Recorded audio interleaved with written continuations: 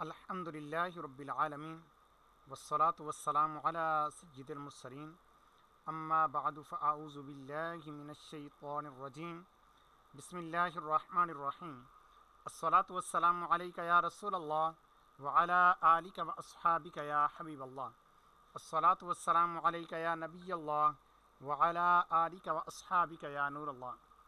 الحمدللہ ہمارا 4th level توقید course کا سلسلہ جاری ہے، اور اس میں آج کی کلاس میں ہم سمت قبلہ کے حوالے سے کچھ چیزیں پڑھیں گے توضیح و توقید سے۔ اگرچہ یہ کلاس ہماری پہلے ایک دفعہ ہو بھی چکی ہے، لیکن اب چونکہ ہم باقاعدہ کتاب کو پڑھ رہے ہیں تو لہٰذا ابھی بھی ہم پھر اس کو پڑھ کر گزریں گے۔ یہ سمت قبلہ کے حوالے سے بہت اہم گفتگو ہے، اس کے آگے پھر سمت قبلہ کے قواعد آئیں گے، وہ انشاءاللہ ہم پڑھیں گے۔ آج کی کلاس کا مین مختصر یہ ہے کہ مفتی صاحب ایک درد بیان فرما رہے ہیں اپنے دور کے حساب سے کہ لوگ ایک تو سمت قبلہ کا علم جو ہے یہ جانتے نہیں، اور اوپر سے پھر مانتے بھی نہیں۔ کہ سمت قبلہ کے بارے میں اگر سوال کیا جائے تو کوئی بھی جس کو نہیں آتا علم وہ یہ نہیں کہتا کہ مجھے نہیں آتا، یا پھر وہ کوئی جاننے والا ہو تو اس کی طرف رہنمائی کرے، بلکہ وہ کوئی نہ کوئی جواب ضرور دینے کی کوشش کرتا ہے اگرچہ غلط ہی ہو، حالانکہ اتنا اہم ٹاپک ہے۔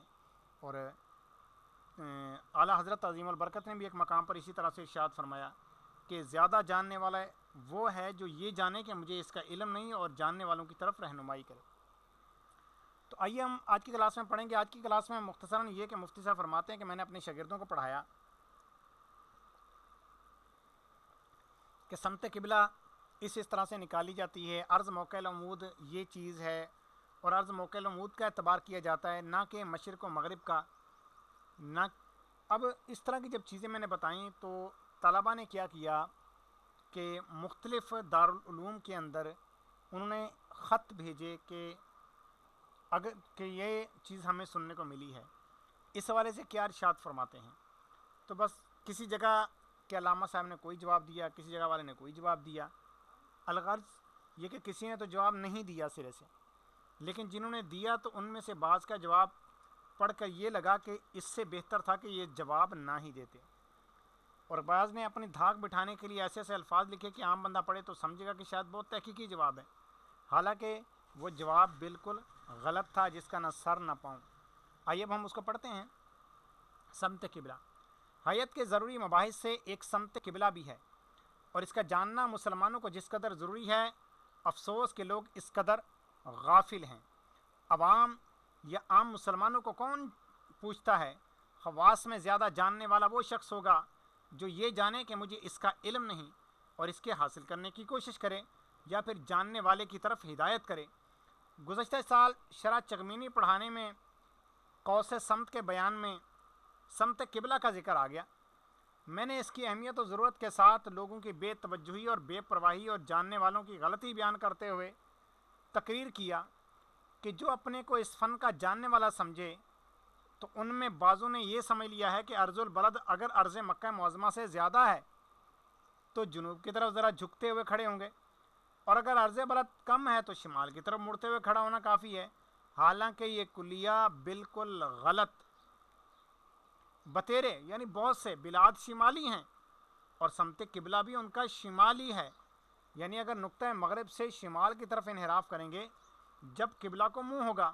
بعض طلباء پر اس کا تصور دشوار ہوا کہ مقام بھی شمالی اور سمت قبلہ کے لیے بھی انہوں نے شمال کی طرف ہی رخ کرنا ہے، تو انہوں نے اس کا استفتاء جو طلب کیا مثلا کن علماء سے؟ علماء ٹونک، رامپور، دہلی، لکھنؤ، دیوبند، سہارنپور، امرتسر، تھانہ بھون، اعظم گڑھ، کلکتہ، مدراس، حیدرآباد، ان کے پاس بھیجا۔ ان میں اکثر نے سکوت فرمایا، بعض نے اپنی عدم دلچسپی کا اظہار کیا۔ یہ دونوں بہت یعنی چلو نہ ہی غلط جواب تو نہیں دیا، بعض نے تو سرے سے جواب نہیں دیا، بعض نے عدم دلچسپی بتائی کہ ہم اس میں کوئی دلچسپی نہیں رکھتے۔ خیر یہ اہم غنیمت است آدمی نہ جانے، اور یہ جانے کہ ہم نہیں جانتے تو چندہ مذائقہ ہی نہیں ہے۔ اور بعض نے اپنی عالم کہلانے کی عزت کو محفوظ رکھنے کے لیے جواب سے سرفراز فرمایا، مگر अफसोस कहना पड़ता है कि ऐसे जवाब से 1000 दर्जे बेहतर था कि वो भी सकूत करते और जवाब ना देते। जनाब मौलाना मौलवी सैयद सलीम साहब अहमद साहब रियासत टोंक, जनाब मौलाना मौलवी मोहम्मद फजल हक साहब प्रिंसिपल मदरसा आलिया रियासत रामपुर, जनाब मौलाना मौलवी महमूद साहब रायवीट मद्रास, जनाब मौलाना मौलवी हफीज़ुल्लाह साहब नदवतुल उलमा लखनऊ, जनाब मौलवी अनवर शाह साहब सदरुल मुदर्रिसीन देवबंद, जनाब मौलवी सैयद सुलेमान साहब दारुल मुसन्निफीन आजमगढ़, जनाब मौलवी अबुल कलाम साहब आज़ाद कलकत्ता, जनाब मौलवी किफ़ायतुल्लाह साहब दिल्ली, जनाब मौलवी माजिद अली साहब सदर मुदर्रिस मदरसा कलकत्ता, जनाब मौलवी अब्दुल लतीफ़ साहब मदरसा मुज़ाहिरुल उलूम सहारनपुर, जनाब मौलवी सनाउल्लाह साहब एडिटर अहले हदीस अमृतसर, जनाब मौलवी अशरफ अली साहब थाना भून ज़िला मुजफ्फरनगर।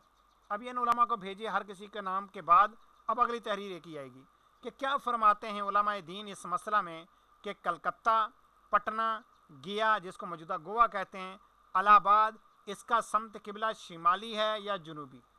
एक मौलवी साहब फरमाते हैं कि इन सब जगहों का किबला शिमाली है, चूँकि ये सब शहर मक्का मुअज़्ज़मा से ज़ायदुल अर्ज़ हैं, इसलिए ख्याल ये होता है, यानी समझ में ये आता है कि समत किबला इन शहरों का जुनूबी होना चाहिए।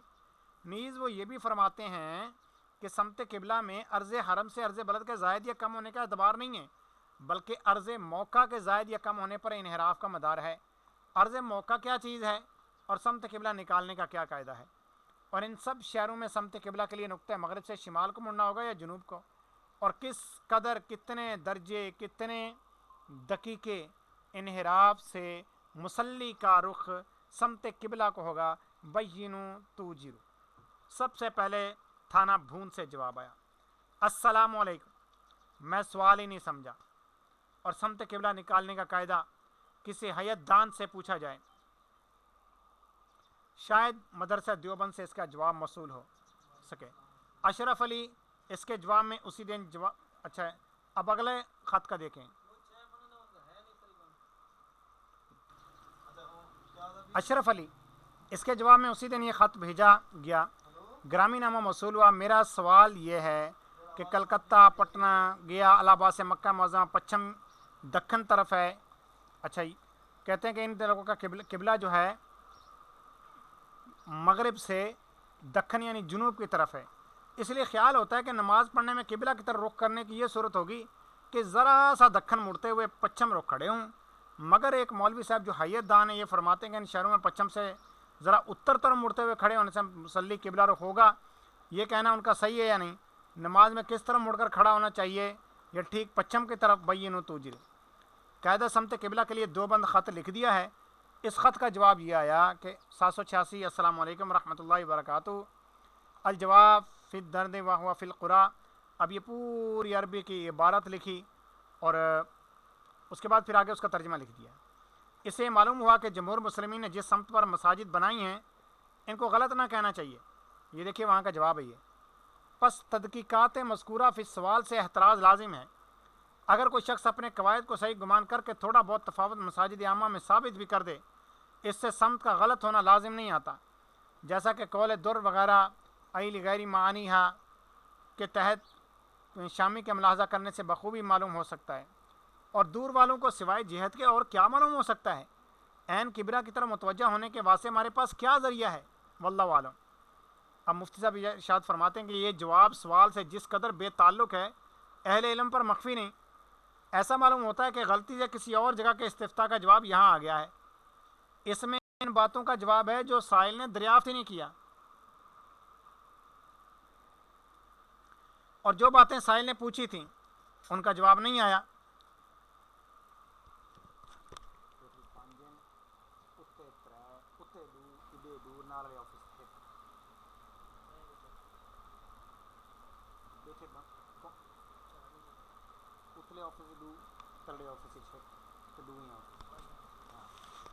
अल्लाह दे बंदे।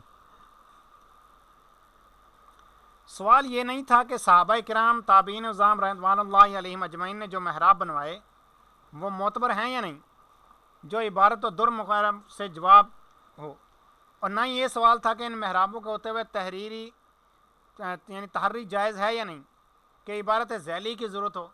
نہ ہی یہ پوچھا گیا تھا کہ ہم کو ان کا اتباع کرنا چاہیے یا کہ کیا کہ عبادت خانہ لکھنے کی ضرورت پڑے، اور نہ ہی یہ دریافت کیا گیا تھا کہ فلکی کا یعنی کسی سمت قبلہ کا علم جاننے والے کا ان مساجد میں انحراف کہنا یہ قابل اعتماد ہے یا نہیں، جو بعد کی عبادت اور فتاوی خیریہ سے استفادہ کا اشعار فرمایا جائے۔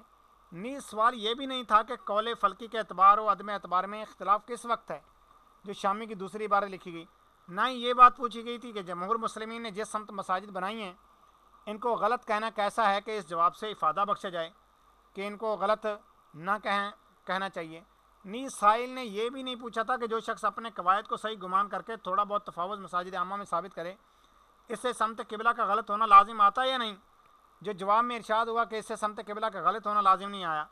نہ ہی سائل نے یہ دریافت کیا تھا کہ دور والوں کے لیے اصابت عین چاہیے یا اصابت جہت، یعنی عین سمت قبلہ کو چاہیے یا 45 درجے کے اندر چل جائے گا کہ قول در مختار پیش کرنے اور شامی دیکھنے کی ہدایت فرمائی جائے۔ اور نہ ہی سائل کا یہ سوال تھا کہ دور والوں کو سوائے جہت کے اور کچھ معلوم ہو سکتا ہے یا نہیں، جو یہ جواب ہو کہ دور والوں کو سوائے جہت کے اور کیا معلوم ہو سکتا ہے۔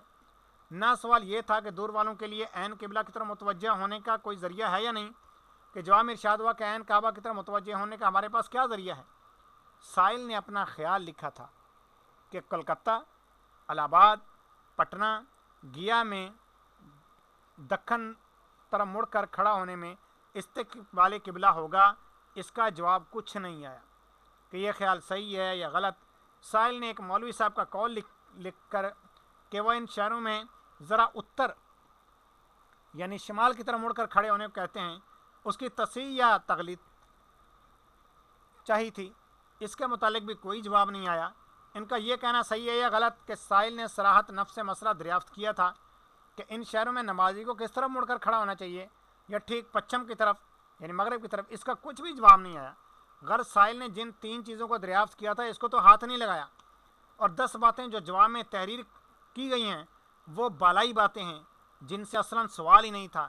ایسا معلوم ہوتا ہے کہ شاید سمت قبلہ ہی کے متعلق اور کسی نے استفتاء بھیجا ہو اور ان 10 باتوں کا دریافت کیا ہو۔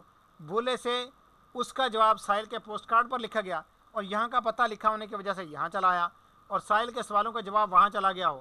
خیر بارکیف جو کچھ بھی ہو، یہ جواب ایسا ہی ہے کہ اس جواب دینے سے نہ دینا بہتر تھا۔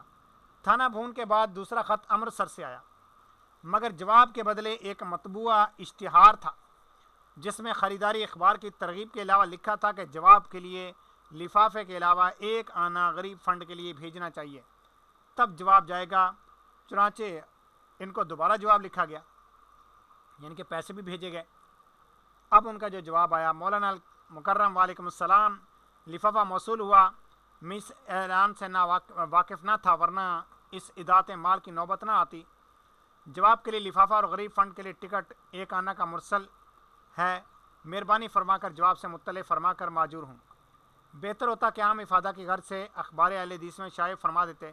چنانچہ اس دفعہ یہ جواب موصول ہوا، یعنی یہ تو مفتی صاحب نے بھیجا جواب واپس، کہ ہندوستان کا قبلہ جنوب شمال کے مابین ہے۔ صدقے جاؤں، عین جنوب اور عین شمال کے مابین پورے 90 بلکہ 180 کا اینگل بنتا ہے، اس کے مابین ہے ہندوستان سارا۔ یعنی پہلا تو یہ غلطی ایک بیان کی، اب اگلے ایک غلط جملہ کیا فرما رہے ہیں کہ ہندوستان سارا ہجر اسود کے کونے میں ہے۔ شریعت نے اتنی موشگافی کی تکلیف نہیں دی، یعنی پریشانی نہیں رکھی، زیادہ مشقت نہیں رکھی، زیادہ تحقیق نہیں رکھی۔ ما بین الجنوب والشمال قبلۃ واللہ تعالی عالم۔ مجھے مشہور مولوی فاضل کے اس جواب سے جس قدر تعجب ہوتا ہے، اس سے زیادہ مفتی ظفر الدین بہاری صاحب فرماتے ہیں حیرت ہوتی ہے کہ جب یہی جواب دینا تھا تو جوابی پوسٹ کارڈ پر بھی آ سکتا ہے، یہ نہ صحیح تو اشتہار کے لفافہ میں ایک پرزہ پر لکھ کر بھیج سکتے تھے۔ آخر اس کی کیا ضرورت تھی کہ سائل کا 3 آنا صراف کر کے خرچ کروا کر 1 آنا اپنے غریب فنڈ کے لیے موصول کریں اور جواب ایسا دیں کہ اس سے ارشاد ہوتا ہے کہ ہندوستان کا قبلہ جنوب و شمال کے مابین ہے۔ کیا ہندوستان کے ہر شہر، ہر قصبہ، ہر مقام کا قبلہ ہر وہ نقطہ ہے جو مابین جنوب و شمال ہے؟ ظاہر ہے کہ ایسا ہرگز نہیں، بلکہ ہر مقام کا ایک خاص نقطہ ہے جو مابین جنوب و شمال واقع ہے، یعنی عین جنوب و شمال کے مابین واقع ہیں۔ ان 4 شہروں میں سمت قبلہ کے لیے خاص انہی نکات سے سوال تھا تو پھر عام گول مول بات سائل کو کیا فائدہ دے سکتی ہے اور اسے کیا معلوم کر سکتا ہے اور ان شہروں میں کس طرح منہ کر کے نماز پڑھنا حکم شرع سمجھے گا؟ علاوہ بری جنوب و شمال کے مابین تو سوائے ان دو نقطوں کے پورے دائرے کو شامل ہے۔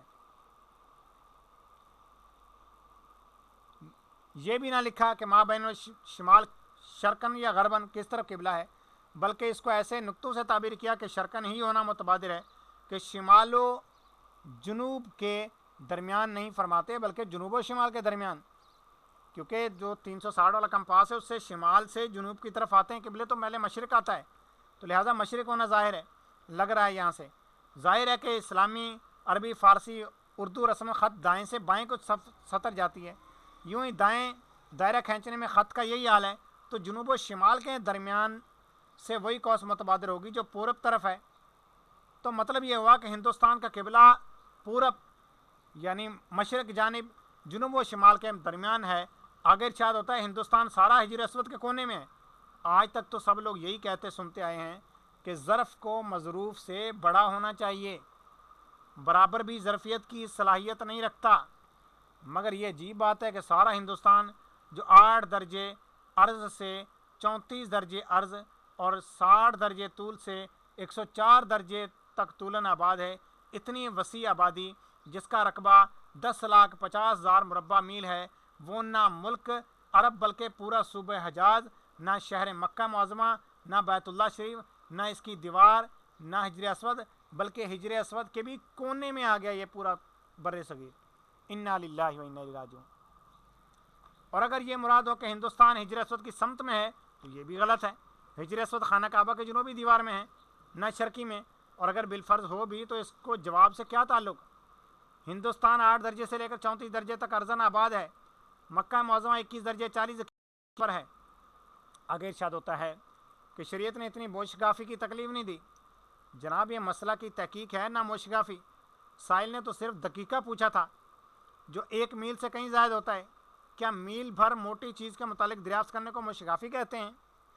اور اگر فرض کر بھی لیں تکلیف نہیں دی تو ممانعت بھی تو نہیں کی ہے۔ یہ آئے دن ان مسائل میں جو سنیوں کے خلاف آپ کے یہاں مروج و معتقد ہیں تحریرات کا سلسلہ ہوا کرتا ہے کہ شریعت نے اس کی تکلیف دی ہے۔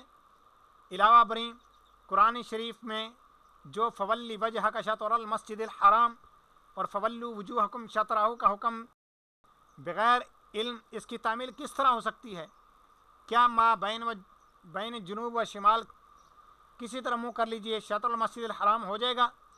کیا جناب کو خبر ہے کہ بیت المقدس کعبہ منسوخہ بھی بین الجنوب و شمال ہی ہے؟ کیا آپ کی تحقیق میں خانہ کعبہ کی طرف منہ کیجئے یا بیت المقدس کی طرف ہر طرف نماز ہو جائے گی؟ آگے ارشاد ہوتا ہے ما بین الجنوب و شمال قبلۃن، یہ آیت قرآن شریف کی تو ہے نہیں، ضروری ہے کہ حدیث ہوگی، اس لیے قرآن و حدیث کے سوا اور کسی سے تو استناد ہی جائز نہیں، سند لینا دلیل لینا ہی جائز نہیں۔ مہربانی فرما کر ارشاد فرما دیجئے یہ حدیث کیسی ہے، صحیح ہے یا ضعیف ہے یا موضوع ہے، کس کتاب میں کس محدث نے کس روایت کے ذریعے اس کو روایت کیا ہے؟ ترمذی اور ابن ماجہ، ابن ابی شیبہ حضرت ابو ہریرہ اور ابن ابی شیبہ بہقی حضرت عمر رضی اللہ تعالیٰ عنہم سے روایت کرتے ہیں کہ حضور اقدس صلی اللہ تعالیٰ علیہ وسلم فرماتے ہیں ما بین المشرق والمغرب قبلۃن۔ اس حدیث صحیح کے معارض آپ کی پیش کردہ وہ روایت ہے، ذرا تطبیق دیجئے تو بہتر ہے کہ کیا وہ ٹکڑا حدیث کا ہے یا اپنے جواب کو عوام کی نظروں میں بھاری بھرکم بنانے کے لیے جو جواب دیا تھا اسی کا ایک ٹکڑا عربی میں لکھ دیا کہ عوام خیال کریں کہ جناب جواب مدلل ہے، مگر یہ خیال نہ کیا کہ اہل علم جو آپ کی اس اردو عبارت کو محمل جانتے ہیں، ہندوستان کا سمت قبلہ جنوب و شمال کے مابین ہے، وہ آپ کی عربی ما بین الجنوبی و شمالی قبلۃ ان کو بھی بے معنی جانیں گے۔ پھر اس تطویل الاتامل کا کیا حاصل؟ کیا جناب کو وہ حدیث شریف یاد ہے اذا آتیتم الغائط فلا تستقبلوا القبلۃ ولا تستدبروها، کہ جب تم غائط کے لیے آؤ یعنی قضائے حاجت کے لیے آؤ تو قبلے کو نہ تو منہ کرو اور نہ ہی پیٹھ کرو، رواہ الشیخان۔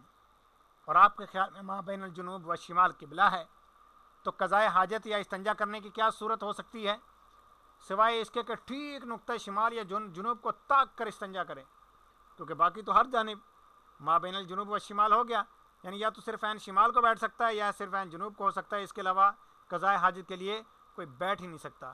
کیوں جناب؟ شریعت نے نماز کے لیے تو موج کافی کی تکلیف نہیں دی، اور پیشاب پخانہ کے لیے تو موج کافی ضرور کرنی ہی ہوگی، ورنہ آپ کا فتویٰ صحیح مان کر اس حدیث صحیح متفق علیہ کی تعمیل کس طرح ہو سکے گی؟ افسوس کہ اپنی مولویت ہی کو رکھنے کو جواب کی زحمت اٹھائی۔ اس سے 1000 درجے بہتر ہوتا کہ آپ جان لیتے کہ میں اس فن سے ناواقف ہوں اور واقف فن سے پوچھنے کی ہدایت کرتے۔ اس کے بعد تیسرا جواب سہارنپور سے آیا۔ الجواب حامدم و معلمن و مسلمن، عرض بلد نصف النہار کی اس چھوٹی قوس کو کہتے ہیں جو مود النہار اور افق کے قطب کے درمیان ہو۔ پس ممالک مذکورہ چونکہ مکہ مکرمہ سے شرق کی طرف واقع یا شمال کی طرف، تو طول بلد تو یقیناً ممالک کا مکہ سے زائد ہوگا۔ اب یہ دیکھا جائے گا کہ عرض البلد مکہ کے عرض کے مساوی ہے یا کم ہے یا زیادہ۔ تیسری صورت میں مغرب اور جنوب کے درمیان جنوب کے قریب سمت قبلہ ہوگا۔ دوسری صورت میں مغرب اور شمال کے درمیان میں سمت میں شمال کے قریب قبلہ ہوگا۔ پہلی صورت یہاں ممکن ہی نہیں۔ پہلی صورت میں انحراف شمال اور جنوب سے مغرب کی طرف طول مکہ اور طول بلد کے فرق کے مقدار ہوگا، اور نقطہ مشرق اور مغرب سے جنوب کی طرف مقدار فرق عرض البلد اور عرض مکہ معظمہ کے، اور دوسری صورت میں شمال اور جنوب سے مغرب کی طرف انحراف مقدار فرق طول مکہ معظمہ و طول البلد کرنا پڑے گا، اور نقطہ مشرق اور مغرب سے شمال کی طرف بقدر فرق عرض بلد و عرض مکہ معظمہ۔ یہ مسئلہ حیت کے متعلق ہے، تفصیل طلب جواب مختصر لکھا ہے، عام آدمیوں کے سمجھنے کا نہیں ہے۔ پیارے معزز طلبہ کرام، یہ عبارت جو میں نے پڑھی ہے شاید آپ کے بھی اوپر سے گزری ہوگی۔ فرماتے ہیں جنہوں نے بھیجا تھا سہارنپور والوں نے تو یہی لکھ دیا کہ عام آدمیوں کے سمجھنے کا نہیں ہے، واللہ عالم۔ سائن نے یہاں 4 باتیں دریافت کی تھیں۔ اول، کلکتہ، پٹنہ، گیا، الہ آباد کا سمت قبلہ کیا ہے؟ دوم، شمالی انحراف ان شہروں کا کہنا صحیح ہے یا نہیں؟ سوم، عرض موقع کی تعریف۔ چارم، ان شہروں میں نقطہ مغرب سے کدھر اور کتنا انحراف کرنا ہوگا؟ افسوس کے جواب میں ان 4 باتوں سے کسی کو ہاتھ نہیں لگایا۔ عرض موقع کی تعریف پوچھی تھی، عرض بلد کی تعریف لکھی۔ کیا عرض بلد اور عرض موقع دونوں ایک چیزیں ہیں؟ اگر یہ معلوم نہیں تھا تو سوال ہی سے اس کا پتہ چلاتے۔ نیز وہ یہ بھی فرماتے ہیں کہ سمت قبلہ میں عرض حرم سے عرض بلد کے زائد یا کم ہونے کا اعتبار نہیں، بلکہ عرض موقع سے زائد یا کم ہونے پر انحراف کا مدار ہے۔ پھر ان بلاد اربعہ کو ممالک سے تعبیر کرتے ہوئے مکہ سے شرق یا شمال کی طرف واقع ہونے پر طول بلد کے زائد ہونے کو متفرع کرنا عجیب حیت دانی ہے۔ طول بلد میں شمال یا جنوب کو کیا دخل؟ جب 4 شہروں کا سمت قبلہ دریافت کیا گیا تھا، وہ بھی نام بنام گنوا دیے گئے تھے، تو یہ تعمیم کہ دیکھا جائے گا کہ عرض بلد مکہ کے عرض کے مساوی ہے یا کم ہے یا زیادہ، آخر دیکھے گا کون؟ سائل نے اسی لیے تو سوال کیا تھا کہ جناب مجیب صاحب ان 4 شہروں کو دیکھیں، ان کے عرض کیسے ہیں، مساوی ہیں یا زائد یا کم؟ مگر ان شہروں کا عرض بلد معلوم ہو جب تو دیکھیں۔ کاش سائل کے ان الفاظ کو بغور دیکھتے کہ چونکہ یہ سب شہر مکہ معظمہ سے زائد العرض ہیں، تو اس بے محل تشکیک میں پڑھ کر تضییع اوقات نہ فرماتے اور غلط جواب دے کر اپنا بھرم نہ کھولتے۔ ارشاد ہوتا ہے تیسری صورت میں مغرب اور جنوب کے درمیان میں جنوب کے قریب سمت قبلہ ہوگا۔ اولاً یہ قاعدہ ہی بالکل غلط ہے اس صورت میں کہ بلد مکہ معظمہ سے طول عرض دونوں ہی زائد ہوں، جیسا کہ تیسری صورت میں فرض کیا گیا، تو قبلہ کبھی ٹھیک نقطہ مغرب کو ہوتا ہے، کبھی شمال کو اور کبھی جنوب کو۔ شرح ملخص چکمینی میں فاضل رومی فرماتے ہیں وَعَلَمْ أَنَّ سَمْتَ الرَّأْسِ مَكَّةٌ فِي هَذَا الْقِسْمِ أي الذي طوله وعرضه أكثر من طول مكة وعرضها يمكن يقع على دائرة أول الصمود البلد، دائرہ اول الصمود پر پڑے گا۔ آگے پھر یہ پوری عربی عبارت ہے، یعنی جبکہ طول و عرض مکہ معظمہ سے زائد ہو، یعنی بلد مکہ معظمہ سے شرقی شمالی ہو، ممکن ہے کہ سمت الراس مکہ بلد مفروض کے دائرہ اول الصمود پر واقع ہو، تو اس صورت میں سمت قبلہ ٹھیک نقطہ مغرب ہوگا، اور جو خط اس پر ہو کر گزرے گا خط مشرق و مغرب ہوگا، اور یہی ہو سکتا ہے کہ سمت الراس مکہ بلد مفروض کے دائرہ اول الصمود سے شمالی ہو، تو سمت قبلہ ربع غربی شمالی میں ہوگا، اور یہ بھی ممکن ہے کہ سمت الراس مکہ بلد مفروض کے دائرہ ابوالسمود سے جنوبی ہو تو سمت قبلہ ربع غربی جنوبی میں ہو، جس طرح اس نقشہ سے ظاہر ہے جو کتاب میں ہے۔ بچندی کا خلاصہ یہ ہے کہ اس مقام کی تشریح یہ ہے کہ دائرہ ابوالسمود عمود النہار سے نقطۂ مغرب و مشرق پر تقاطع کرتا ہے، ان دونوں کا غایت البعد بقدر ارض البلد کی ہوتا ہے، اور دائرۃ المیل کی جتنی قوسیں ان دونوں کے درمیان بلکہ تمام آفاق کے نصف النہار کی سب قوسیں جو ان دونوں کے درمیان ہوں گی سب ارض البلد سے کم ہوں گی، اور غایت البعد سے جو قوس جتنی ہی دور ہوگی اقرب سے اتنی چھوٹی ہوگی۔ ہو سکتا ہے کہ مکہ معظمہ کا عرض اسی قسم میں سے ان قوسوں سے کسی قوس کے مطابق ہو تو سمت الراس مکہ معظمہ کا ابوالسمود اور سمت البلد پر ہوگا، اور سمت قبلہ بعینی نقطۂ مغرب ہوگا۔ اور یہ بھی ممکن ہے کہ عرض مکہ اس قوس سے زائد ہو تو سمت الراس مکہ معظمہ کا ابوالسمود کے شمال میں ہوگا، سمت قبلہ افق کے ربع غربی شمالی میں ہوگا۔ اور یہ بھی ممکن ہے کہ عرض مکہ اس قوس سے کم ہو تو سمت الراس مکہ معظمہ کا ابوالسمود کے جنوب میں ہوگا، اور اس وقت سمت الراس افق کے ربع غربی جنوبی میں ہوگا۔ جیسا کہ مقتضی اس عمل کا ہے جو مصنف نے کتاب میں ذکر کیا ہے، اسی مضمون کو اعلیٰ حضرت امام اہل سنت مجدد میاں حاضرہ شیخ الاسلام والمسلمین مولانا شاہ احمد رضا خان صاحب نفعنا اللہ برکاتہ فی الدنیا والآخرہ اپنے رسالہ مبارکہ سمت قبلہ میں اس طرح تعریف فرماتے ہیں کہ فصل طول اگر 90 سے کم ہے تو عرض جنوبی میں یہ عمود سمت الراس سے ہمیشہ شمال کو گزرے گا، کہ اس عرض میں معدل سمت الراس سے شمالی ہے، اور سمت الراس مکہ معدل سے شمالی تو عمود کے نقطہ اعتدال سے نکل کر سمت الراس پر گزرتا ہوا نصف النہار سے ملا قطعاً سمت الراس بلد سے شمالی ہوگا، مگر عرض شمالی میں تینوں حالتیں ہوتی ہیں۔ اگر عرض عمود عرض بلد کے برابر ہے تو موقع عمود عین سمت الراس بلد ہے، یعنی بلد کا ابوالسمود ہی سمت الراس مکہ معظمہ پر گزرا ہے، اور اگر اس کا عرض بلد سے زائد ہے تو موقع عمود سمت الراس سے شمالی ہوگا، اور اگر عرض بلد سے کم ہے جنوبی ہوگا، جیسا اس شکل سے ہے۔ اب یہاں پر عرض موقع عمود کی مفتی صاحب نے مختصر کر کے یہ وضاحت دی ہے، اور پھر آگے اب بیان ہوتا ہے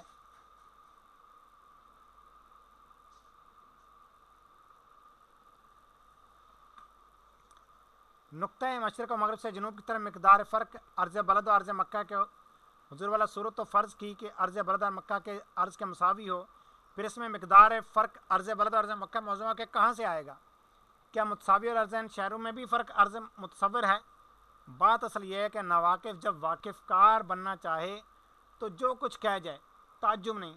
پھر دوسری صورت کا یعنی طول زائد اور عرض کم ہو، حکم ارشاد ہوتا ہے کہ وہ بھی اس قدر عامیانہ ہے کہ معلوم ہوتا ہے کہ بے سمجھے کسی کتاب کا ترجمہ کر دیا ہے، اور اس بے سمجھی کو اس طرح چھپایا ہے کہ مسئلہ لکھ ہے، تفصیل طلب جواب مختصر لکھا ہے، عام آدمیوں کے سمجھنے کا نہیں، تاکہ کوئی شخص مجیب صاحب کی بے سمجھی نہ سمجھے، بلکہ اس بے معنی جواب کو پڑھ کر یہ سمجھ لے کہ یہ علم حیت کا جواب ہے، میرے سمجھنے کا نہیں۔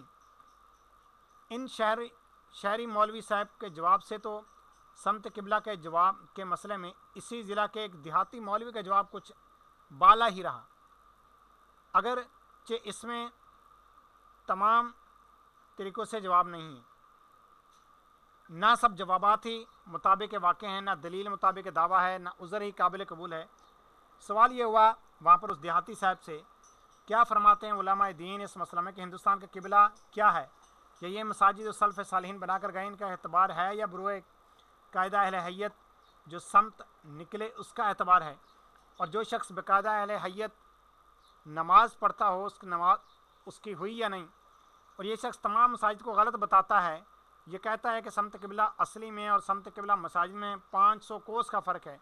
یہ شخص ایک مسجد کا امام ہے، دو حالت امام سمت مساجد سے انحراف کر کے نماز پڑھتا ہے، اور مقتدیان اس کے اس سمت کو غلط جانتے ہیں، ایسی حالت میں اقتداء اس امام کی صحیح ہوگی یا نہیں؟ بینو بالدلائل تفصیل وتوجر بالاجل جزیل۔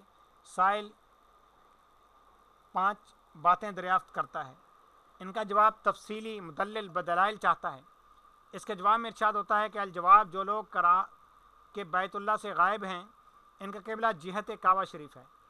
जिस तरफ में काबा है उसी तरफ को रुख करके नमाज़ पढ़ें। मसलन जो लोग के हिंदुस्तान में रहते हैं और हिंदुस्तान का क़िबला मगरिब की जानिब है, तो इनको मगरिब की तरफ मुँह करके नमाज़ पढ़नी चाहिए। अगर जुनूब शिमाल की तरफ इनका मुँह हो जाएगा तो इनकी नमाज़ नहीं होगी। जो जुनूब और शिमाल के बीच में रहेंगे तो नमाज़ हो जाएगी। और अगर कोई शख्स मुआफ़िक के कायदा हैयत के सारे 21.5 दर्जे की तरफ मुँह करके नमाज़ पढ़ेगा तो इसकी भी नमाज भी दुरुस्त हो जाएगी। इस वास्ते कि मक्का मुअज़्ज़मा 21.5 दर्जे में वाक़ हुआ है और एक दर्जा तकरीबन 60 मील का होता है। तो जैसा नमाज और मस्जिद वालों की दुरुस्त है, ऐसे ही जो शख्स टेढ़ा होकर नमाज अदा करेगा दुरुस्त होगी। इस वास्ते के महाजात ऐन बैतुल्लाह की ना इस शख्स को हासिल हो सकती है जो मुआफ़िक हैयत के 21.5 दर्जे में नमाज़ पढ़ता है, ना इन लोगों को हासिल हो सके जो इससे दर्जे से दाएं या बाएं होकर पढ़ते हैं। वजह इसकी यह है कि दर्जा होता है 60 मील का और बैतुल्लाह का अर्ज़ हिंदुस्तान की जानिब से कोई 32 हाथ की मिकदार है, तो ऐन बैतुल्लाह की तरफ क्यों कर मुतवज्जह हो सकता है। लिहाजा ये तकलीफ़ उस शख्स का और मसाजिद को गलत कहना, गलत बताना महज गलत व बेसूद है, बेदुरुस्त है। और तफ़रका और टेढ़ा करना जमात का गलती उस शख्स की है। और सूरत बैतुल्लाह की इसके महाजात की दुर्र मुख्तार उसकी शरह में लिखी है। जैसे जी चाहे लिख लेवे, अगर इसमें लिखी जावे तो शायद फ़हम आम है ना आवे, इसलिए नहीं लिखी गई। यानी इन्होंने जो जवाब दिया था ना कि फ़लाँ जगह पर लिखी हुई है, फ़हम आम में नहीं आएगी, तो जवाब ये जिस दर्जा इल्मी शान और हक़ सदाकत से गिरा हुआ है ये अहले इल्म पर मख्फी नहीं। मगर एक बात का बहुत सख्ती के साथ लिहाज रखा गया है कि तोज़ी इस अंदाज से की जाए कि जिस कदर ज़्यादा तोज़ी की जाए और अगलाक पैदा हो। और दलील में इस अमर का अहतमाम किया गया कि जिस दर्जा मुदल्लिल किया जाए उसी कदर मुश्किल बन जाए, मजमून हो जाए। तो नफ्स जवाब इस कदर कि जो लोग के बैतुल्लाह से गायब हैं उनका काबा जिहत काबा शरीफ है, जिस तरफ में काबा है उसी तरफ को रुक करके नमाज़ पढ़ें, दुरुस्त है। आगे मिसाल देकर समझाने और उसका वाज़े करने की कोशिश की है। मसलन जो लोग हिंदुस्तान में रहते हैं और हिंदुस्तान का क़िबला मगरिब की जानिब है तो इनको मगरिब की तरफ मुँह करके नमाज़ पढ़नी चाहिए। इस तोज़ी में एक महज गलत बात बताई गई है कि हिंदुस्तान का क़िबला मगरिब की जानिब है। हिंदुस्तान एक बहुत वसी आबादी है, तो हर जगह का क़िबला हरगिज़ मगरिब की जानिब नहीं, और ना ही हिंदुस्तान वालों का मुतलकन मगरिब की तरफ मुँह करके नमाज़ पढ़ने का हुक्म शरई है। इस तोज़ी ने असल जवाब को भी तहलका में डाल दिया है कि जिहत काबा शरीफ का मफ़हूम मुजीब साहब के ख़्याल में वो है कि जिसकी रूह से हिंदुस्तान का क़िबला मगरिब की जानिब होता है। आगे इरशाद होता है, और अगर कोई शख्स मुआफ़िक के कायदा हैयत 21.5 दर्जा अर्ज़ की तरफ मुँह करके नमाज़ पढ़ेगा, इसकी नमाज भी दुरुस्त हो जाएगी। बिल्कुल बेमाना फ़िक्रे हैं। अगर 21 दर्जा अर्ज़ से मुराद मक्का मुअज़्ज़मा, तो अव्वलन किस जगह की तायीन किसी जगह की तायीन सिर्फ अर्ज़ से नहीं हुआ करती। शर्क़ व ग़र्ब में हज़ारहा आबादी ऐसी हैं इसी अर्ज़ पर बसी हुई हैं जिन तक तूल ना बयान किया जाए तो किसी जगह की तायीन नामुमकिन है। सानियन 21.5 दर्जा मक्का मुअज़्ज़मा का अर्ज़ भी नहीं है, बल्कि पहले 21 दर्जा 40 दक़ीक़े लिए जाता था। जब जैसे अरब में बेलफ्ज़ काम लिख सकते थे, यानी 21 दर्जे और 40 दक़ीक़े। अब तहकीक से 21 दर्जे 25 दक़ीक़े साबित हुआ है, यानी कह 21.5 दर्जा अर्ज़ की तरफ मुँह करके नमाज़ पढ़ने की सूरत क्या होगी, इसको तो बताया ही नहीं, जो बहुत ज़्यादा ज़रूरी है। राबियन अगर 21.5 दर्जा अर्ज़ से मुराद मक्का मुअज़्ज़मा ही है तो मतलब ये होगा कि अगर कोई शख्स मक्का मुअज़्ज़मा की तरफ मुँह करके नमाज़ पढ़ेगा इसकी नमाज भी दुरुस्त हो जाएगी। ये इफ़ादा किस कदर हमारे यहाँ से यानी किस दर्जा अहमाल से पुर है, तवहुमात से पुर है, वहमों से पुर है। पांचवी बात यह कि फिर इसको ऐसे मरे गिरे लफ्ज़ से ताबीर करना है कि इसकी नमाज भी दुरुस्त हो जाएगी। लियाकत वक़ार अहले सुन्नत का दरिया बहाना है, यानी अपनी इज़्ज़त बनाने के लिए है। आगे इसके इस दावा को मुदल्ल करने की कोशिश की है कि इरशाद होता है इस वास्ते कि मक्का मुअज़्ज़मा 21.5 दर्जे में वाक़ हुआ है और एक दर्जा तकरीबन 60 मील का होता है। तो जैसा नमाज और मस्जिद वालों की दुरुस्त है, ऐसे ही जो शख्स टेढ़ा होकर नमाज अदा करेगा दुरुस्त होगी। अवलन मक्का मुअज़्ज़मा का 21.5 दर्जे में वाक़ होना गलत, सानियन एक दर्जा तकरीबन 60 मील का होना भी गलत, सालिसन टेढ़ा होकर नमाज पढ़ने वाले की नमाज को मुतलकन दुरुस्त बताना भी गलत। किस कदर इन्हिराफ चाहिए, किस कदर इन्हिराफ तक नमाज सही है, फ़ुक़हा किराम ने मुक़य्यद बयान फरमाया है। इन सब की तहक़ीक़ के खिलाफ ये जिद्दत है और मुतलकन टेढ़ा होकर नमाज पढ़ने वाले की नमाज को दुरुस्त बताना अपनी ज़ों बातिल के नज़दीक सबकी तसरीह को खाक में मिला देना है। राबियन जब दावा सिर्फ इसी कदर था कि जो शख्स 21.5 दर्जे यानी मक्का मुअज़्ज़मा की तरफ मुँह करके नमाज़ पढ़ेगा उसकी नमाज भी दुरुस्त हो जाएगी, तो इसको इस दलील से मज़ीद मुदल्ल करने की ज़रूरत ही क्या थी? और इस दलील ने असल दावा पर क्या रोशनी डाली? दर्जे का मील बताने से क्या फ़ायदा हुआ? तकरीब किस तरह तमाम हुई? ये सब बातें काबिल गौर हैं। तकरीब का ना तमाम और इस दलील का बेफ़ायदा होना खुद मुजीब साहब भी समझते हैं। इसी बिना पर फिर दूसरी दलील की ज़रूरत पड़ी, जिनको इन लफ्ज़ों से इफ़ाज़ा की फरमाया कि इस वास्ते के महाज़ात ऐन बैतुल्लाह की हैं, ना उस शख्स को हासिल हो सकते जो मुआफ़िक हैयत के 21.5 दर्जे में नमाज़ पढ़ता है, ना इन लोगों को हासिल हो सके जो इसे दाएँ या बाएँ होकर पढ़ेंगे। ये दलील भी अजीब ज़बरदस्त दावा है जिसका सर ना पाऊँ। महाज़ात ऐन बैतुल्लाह होना कौन सा महाल अकली है? किसी को हो ही नहीं सकती है। ना इसको जो अर्ज़ हरम के मुआफ़िक नमाज़ पढ़े, ना इसे जो उससे दाएँ पढ़े, ना उसे जो हरम से बाएँ नमाज़ पढ़े।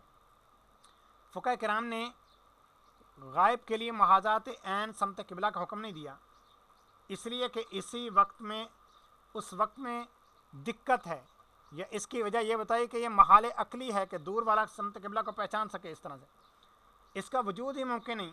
आखिर उलमा किराम ने वाक़िफ़ान हैयत ने ऐसी सूरतें बयान की हैं कि इसके मुआफ़िक मुसल्ली खड़ा हो तो सिरे मो भी तफावत होने का इन लोगों ने महाल को जायज़ कर दिया। ज़्यादा नहीं तो सिर्फ रिसाला कोशिया पर ही मुहक्किक अला कोशी का मुताला किया जाए। मुख्तलिफ तूल के बारे में जिस तरह हिंदुस्तान से फरमाते हैं, अगर तूल मुआफ़िक नबाशुत तफावत माबैन तूलैन रा बरपा नीज़ वो दर्जा साती गिरम दा चक्कम मस। अब ये यहाँ पर फ़ारसी है, चूँकि अब फ़ारसी मैंने पढ़ी नहीं है, खैर कुछ मैंने पढ़ भी दिया, लेकिन फ़ारसी चूँकि पढ़ी नहीं हुई तो लिहाजा मैं उसका तर्जुमा भी कर सकता। आगे फरमाते हैं, बात असल ये है कि मातन रहमान ने यह तरीका सिर्फ मुतसाविल अर्ज़ के लिए बयान किया था। इन सारी अर्ज़ों के लिए अर्ज़ मक्का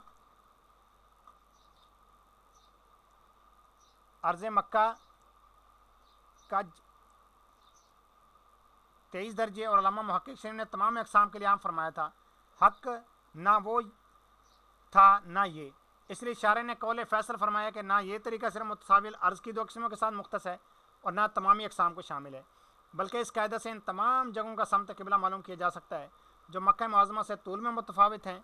और फिर मुहक्किक शरीफ की इबारत की तवज्जो फरमाते हैं कि इनकी तामीम का ये मतलब हो सकता है कि ज़िल के ज़रिए तमामी किस्मों के समत क़िबला का इस्तिखराज मुमकिन है।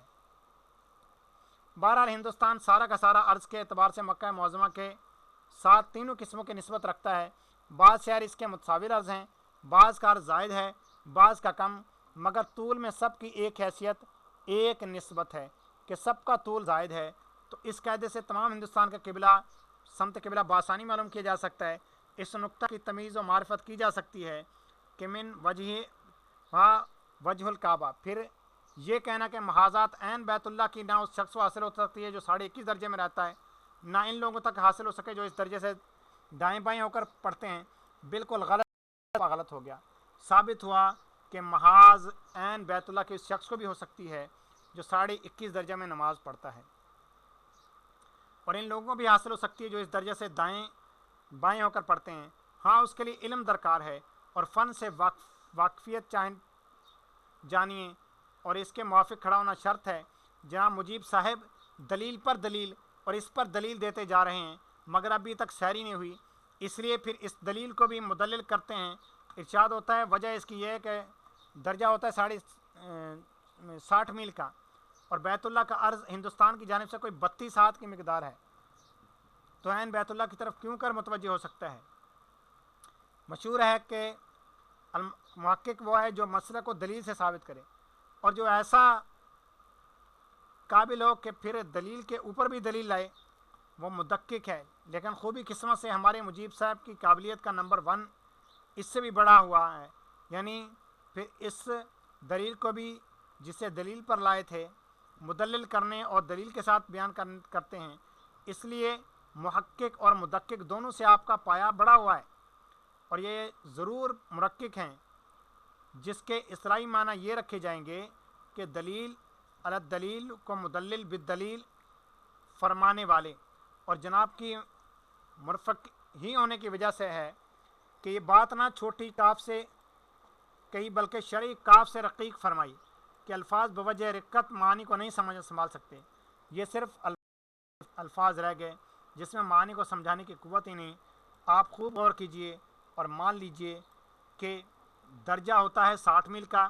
پھر دوسرا فکرہ کیا ہوا کہ بیت اللہ کا عرض ہندوستان کی جانب سے کوئی 32 ہاتھ کی مقدار ہے، شاید ابتدائی تقریر میں عرض سے مصطلح حیت مراد لیا ہو، مگر یہاں پر آ کر وہ معنی ذہن سے جاتے رہے اور عرض بمعنی چوڑائی خیال کیا۔ بیت اللہ کی چاروں دیواروں سے وہ دیوار جو ہندوستان کے محاذات کی طرف ہے 32 ہاتھ ہے، ورنہ کسی جگہ کا عرض مصطلح حیت 32 ہاتھ ہونے کے کیا معنی ہے؟ پھر کسی جگہ کا کچھ بھی عرض کیوں نہ ہو، کسی جانب سے کس قدر ہونے کیا معنی ہے؟ بہرحال اس کلام میں جون سے معنی بھر جائیں، ان کو درست بھی مان لیا جائے، اس پر عین بیت اللہ کی طرف کیوں کر متوجہ ہو سکتا ہے، کیوں کر متفرع ہو سکتا ہے؟ آخر ایک درجہ کے 60 میل ہوئے،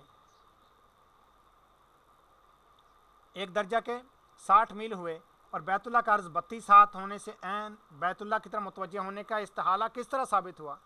غرض اس عبارت سے اس قدر ضرور ثابت ہوا کہ مجیب صاحب نہ محقق ہیں نہ مدقق ہیں بلکہ مرقق ہیں، کہ 21.5 درجہ عرض میں نماز پڑھنے والے کی نماز درست ہونے کو اس واسطے کہ مکہ معظمہ 21.5 درجہ میں واقع ہوا ہے یہ فرما رہے ہیں۔ آگے سے پھر اس کو مزید دلیل کے ساتھ مدقق کیا۔ اگر اسی پر بس فرماتے تو محقق ہوتے، مگر اس دلیل کو اس واسطے کہ محاذات عین بیت اللہ کی نئے شخص کو حاصل و مدلل کیا، یعنی مسئلہ کی دلیل کو پھر مدلل فرمایا، اسی پر بس فرماتے تو مدقق کے جانے کے مستحق تھے، مگر اس پر بھی بس آپ نے رکے نہیں، اس دلیل پر پھر دلیل لائے، اس کی وجہ ہے کہ درجہ ہوتا ہے 60 میل کا۔ آگے پھر ان الفاظ سے اس کو مدلل کیا تو ضرور آپ پایہ محقق اور مدقق سے بڑا ہوا ہے، جس کے لیے مرقق میں موضوع سمجھتا ہوں کہ آپ کی باتیں نہ صرف دقیق ہوتی ہیں بلکہ اس سے بھی افزوں رقیق فرماتے ہیں۔ آگے ارشاد ہوتا ہے کہ صورت بیت اللہ کی اور اس کے محاذات کی در مختار اور اس کی شرح میں لکھی ہے، جس کا جی چاہے دیکھ لے، یعنی اتنی دلیلیں دینے کے بعد فرمایا کہ لکھی ہے، وہاں پر جا کے دیکھ لو، اگر اس میں لکھی جائے تو شاید فہم عوام میں نہ آئے، اس لیے نہیں لکھی گئی۔ کیا سراپا اسرار ارشاد ہے در مختار اور اس کی شروع جو عربی میں اس کے متعلق تو یہ وسعت ارشاد ہے کہ جس کا جی چاہے دیکھ لے، یعنی سب کچھ سمجھ میں آ جائے گی، ورنہ پھر دیکھنے کا فائدہ ہی کیا ہوا؟ اور جس کا جی چاہے صرف علماء کے ساتھ مخصوص کرنا محض بے معنی کو علماء کو دیکھنے کی ضرورت ہی کیا ہے؟ اس وقت یوں کہا جاتا کہ یہ مسئلہ در مختار وغیرہ اور اس کی شرح میں لکھی ہوئی ہے اور علماء سے مخفی نہیں۔ ہاں علماء دیکھ سکتے ہیں، نہ کہ یہ تمیم جس کا جی چاہے دیکھ لے، تو عربی تو سب کے سمجھ میں آ جائے، اور اگر اس کا اردو ترجمہ فتویٰ میں مجیب صاحب لکھیں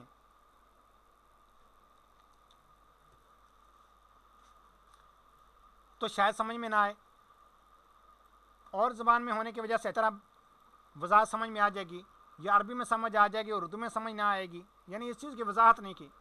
شاید وہ اردو ہی کو کاف کے رہنے والوں کی ہو تو البتہ شاید فہم عوام میں نہ آئے گی۔ ولا حول ولا قوت الا باللہ العلی العظیم۔ غرض سمت قبلہ کا مسئلہ عالم کہلانے والوں سے اس درجہ بعید ہو رہا ہے جس کے لیے یہ مشاہیر زمانہ کے 4 فتوے کافی ہیں، جن میں بہت وقت کے ساتھ میں بہت دقت کے ساتھ ان لوگوں کو دیکھتا ہوں جنہیں اپنے ناواقفیت کا علم ہے، انہوں نے باوجود جوابی کارڈ کے بھی جواب سے یکدم خاموشی اختیار کی، اور अजरकुम अलल फितिया के मिस्ताक ना बरें। और मैं गायत दर्जा इज़्ज़त से मुखलिस मौलवी सैयद सुलेमान साहब को देखता हूँ कि जुर्रत ईमानी अखलाकी से काम लिया, साफ लिख दिया कि मुझे इस फ़न से दिलचस्पी नहीं है। सबसे पहला ख़त जो आया था, आप फ़लाँ शख्स से रुजू कीजिए। और मैं बहुत ही शुक्रगुजार हूँ और दिल से कदर करता हूँ अपने देरीना मुखलिस जनाब मौलवी अब्दुल्ला साहब आकर की, जिन्होंने इसका कायदा लिख कर मुझे ममनून बनाया और अपनी तसनीफ़ से 2 मुफीद रिसाले भेज कर मुझे शुक्रिया का मौका दिया। जज़ाअल्लाहु ताला अनिल इस्लामी वल मुस्लिमीन खैरुल जज़ा। समत क़िबला निकालने के अगरचे कवायद बहुत हैं, जिनमें से चंद कायदे फ़कीर ने रिसाला सुल्लमुल अफ़लाक में बयान किए, मगर इस जगह में मुनासिब समझता हूँ कि आला हज़रत क़िबला क़ुद्दस सिर्रुल अज़ीज़ के रिसाला समतुल क़िबला से बाब दोम पर इत्तफ़ाक़ करूँ, जिसके 10 कायदे तमाम रोए ज़मीन, ज़ेर व बाला, बहर व बर, सहल व जबल, आबादी व जंगल सबको मोहित हैं कि जिस मकाम का अर्ज़ व तूल मालूम हो, नहायत आसानी से उसकी समत क़िबला निकल आए। आसानी इतनी कि इनसे सहल तर बल्कि इनके बराबर भी असलन कोई कायदा नहीं, और तहकीक ऐसी कि अर्ज़ व तूल अगर सही हूँ, इन कवायद से समत क़िबला निकाल कर इस्तकबाल करें इन और पर्दे उठा दिए जाएँ तो काबा मुअज़्ज़मा को ख़ास रूबरू पाएँ। क़ाल रज़ियल्लाहु ताला अन्हु व नफ़अना बिउलूमिही व फ़ुयूज़िही। यहाँ तक आज का हमारा सबक था। इंशाअल्लाह अज़्ज़ व जल समत क़िबला के 10 कवायद हम अपनी अगली क्लास में पढ़ेंगे। ठीक है हुज़ूर, फिर अभी हम अपने दर्जे का इख्तिताम करते हैं। अपना ख्याल रखिए, मदनी चैनल देखते रहिए। हमारा मदनी मकसद मुझे अपनी और सारी दुनिया के लोगों की इस्लाह की कोशिश करनी है, इंशाअल्लाह अज़्ज़ व जल। अस्सलामु अलैकुम व रहमतुल्लाहि व बरकातुहू।